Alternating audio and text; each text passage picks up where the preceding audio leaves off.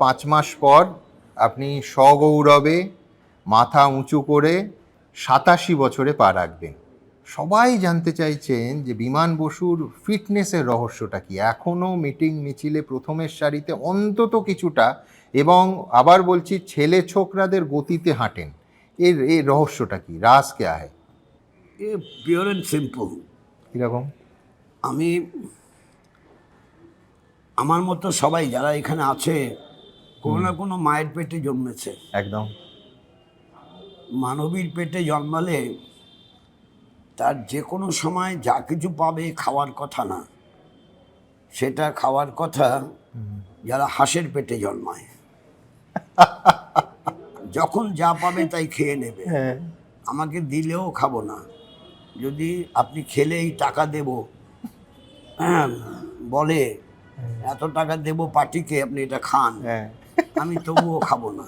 বলে তোমার টাকা তোমার কাছে রাখো, আমি খাবো না। না খেলে যদি দাও দিতে পারো, মানে লাইক দ্যাট। কাজেই এই যে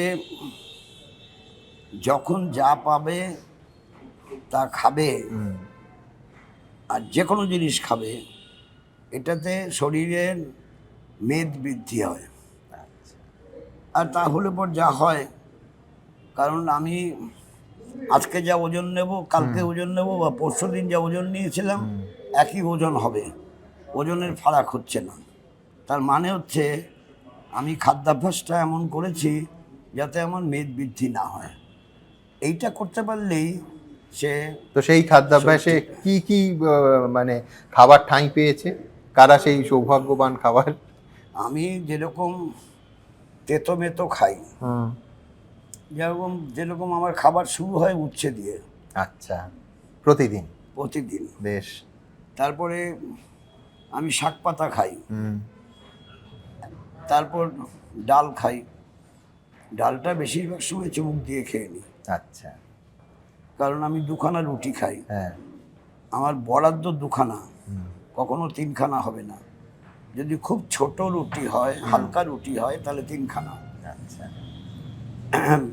এখন তারপর একটু সবজি খাই, একটা ছোট পোনা মাছ খাই। আচ্ছা, ব্যাস হয়ে গেল। অথবা ট্যাংরা মাছ, ছোট ট্যাংরা মাছ 3টে খেলাম, 2টো খেলাম, ব্যাস হয়ে গেল। ডিম মাংস কোনোটা খান? আমি ডিমও খাই না, মাংসও খাই না।